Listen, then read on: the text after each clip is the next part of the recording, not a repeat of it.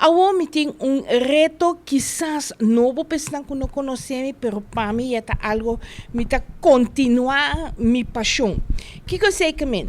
Ya fue de año 90, 19, despensa, 1980, me estaba tincava mi grupo de comédia junto com a senhora Anna Trump e difunto senhor Ernesto Rosenstand. Nosso grupo estava chama Chicucha. Já depois bota casa, bota emigrar para outro país, bota vir para a Costa Queda. Com me a desplegar minha criatividade escrevendo book. Total, essa aqui é book já número 28 que me está publicando no papiamento. Depois de esse, me a começar a escrever comédia. Para apresentar na Casa de Cultura, de nome de Tanto Cuenta Boa Noite Dormiduchi, nós apresentamos um total de 6 obras na caba na Casa de Cultura. Que de especial tem obra na que tá obra na que tá conta de Adanang, mas já conheci. Então, me a traduzir na papiamento, dando sabor criollo.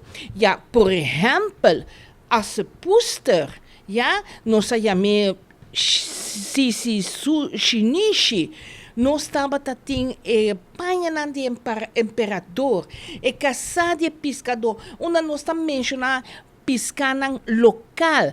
Nós estamos tendo drumidushi com a holandesa dos schone slapster. Então, de forma coisa começa que me atrobe, então me diz, ja, sei me que hace. E, em verdade, conjuntamente com a Casa de Cultura, me também começar escola, taller, para atuação de muita. E também está para muita entre 8 e 12 anos. Aqui está o pôster que você não provar. E dia de inscrição, lota dia 4 de setembro. Tudo lesnang lota baita arriba geração de 4,5 para 6. Eta assim aqui que dia 16 de dezembro na Casa de Cultura nos lo apresentar obra e comédia que é muito assim foi de 4 de setembro. E também está figura sumamente conhecida na Aruba, pero em Caribe também que está Compananzi.